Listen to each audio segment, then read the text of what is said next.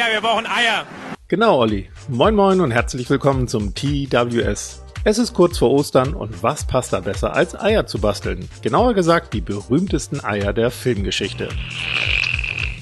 Die Idee dazu habe ich aus einem Video vom Kanal Papercuts, der die ikonischen Eier aus den Alien-Filmen sehr aufwendig, aber auch extrem cool nachgebaut hatte. Ich habe das Ganze von seinem High-End-Dioramen-Level auf unseren gehobenen Tabletop-Standard runtergebrochen. Schließlich soll das Ganze an Ostern ja nicht zu lange dauern.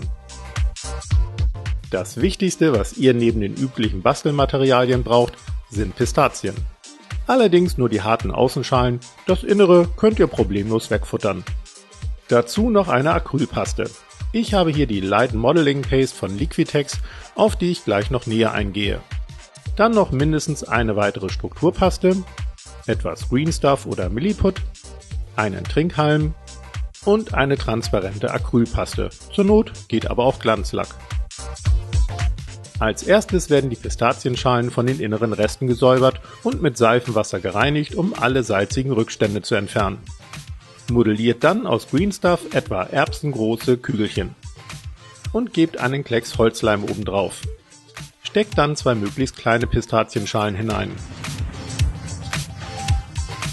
und 2 größere Pistazienschalen um 90 Grad versetzt, sodass die untere Naht verdeckt wird. Eventuell überstehendes Green Stuff wird einfach nach oben hin an die Schalen verstrichen. Macht das Ganze am besten auf einem Stück beschichteten Backpapier, denn sonst klebt das Green Stuff eventuell an eurer Bastelunterlage fest. Danach ist der Grundkörper für die geschlossenen Alien-Eier auch schon fertig. Sollen eure Eier geöffnet sein, sind ein paar extra Bastelschritte nötig. Schnappt euch einen Trinkhalm und schneidet davon im ca. 45 Grad Winkel pro Ei 2 dreieckige Stückchen ab. Schneidet diese dann nochmal in der Mitte durch, um kleine gewölbte dreieckige Stückchen zu bekommen. Nehmt dann pro Ei 4 Pistazienschalen zur Hand und tupft etwas Acrylpaste in die Innenseiten, um dort eine Struktur zu erzeugen. Danach geht's fast genauso wie vorhin weiter. Erst erbsengroße Green Stuff Kügelchen modellieren und einen Tropfen Holzleim draufgeben, um dann die Pistazienschalen hineinzustecken. Allerdings dieses Mal nicht zu eng, sondern etwas auseinanderbiegen, sodass nach oben hin eine quadratische Öffnung entsteht. Gebt dann auf die Spitzen etwas Acrylpaste und klebt eure dreieckigen Trinkhalmstückchen mit Sekundenkleber auf den Spitzen fest. Dank der Feuchtigkeit in der Acrylpaste reagiert der Sekundenkleber sofort, dennoch bietet sich für diese Feinarbeit eine Pinzette an. Danach sollten eure Eier in etwa so aussehen.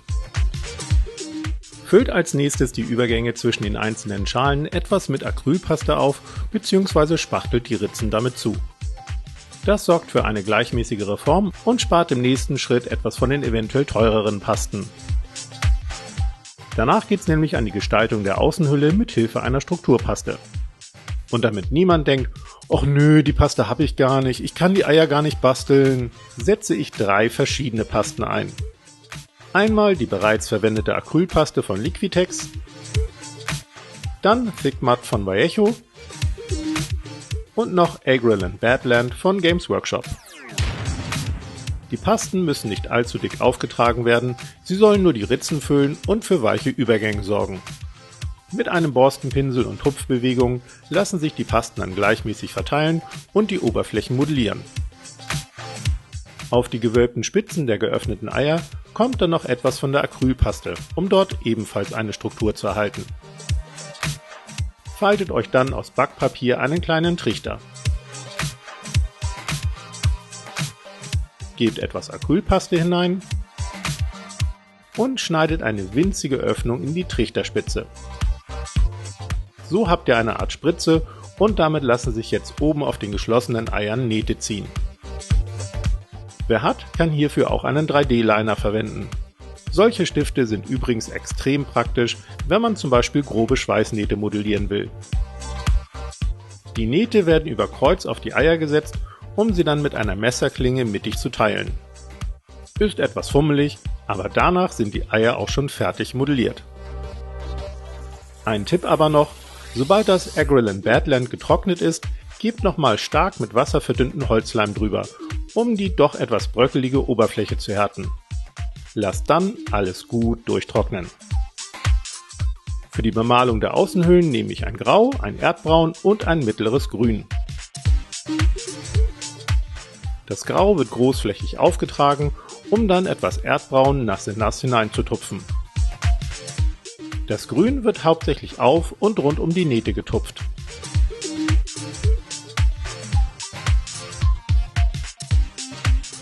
Auf die Spitzen der geöffneten Eier wird dann noch ein Altrosa aufgetragen.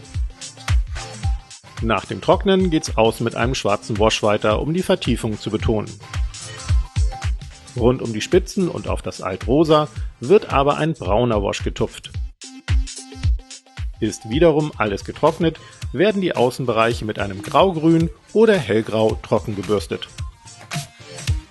Als Füllung für eure geöffneten Eier könnt ihr nun Glanzlack oder transparente Acrylpaste verwenden, in die ihr etwas beige mischt. Füllt oder bemalt damit das Innere der Eier und gebt auch noch etwas auf die rosanen Spitzen. Mit Weiß lassen sich dann noch ein paar Akzente trocken bürsten. Wer danach noch ein paar schleimige Fäden spinnen möchte, kann ganz einfach zu Heißkleber und einem Zahnstocher greifen.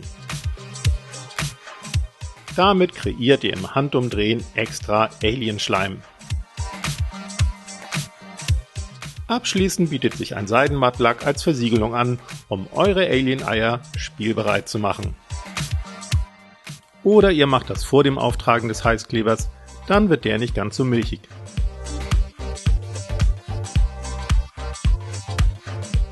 So, welche Variante und welche Strukturpaste gefallen euch denn nun am besten? Schreibt's gerne in die Kommentare und genießt die Ostertage. Wir sehen uns dann nächsten Freitag. Bis dann.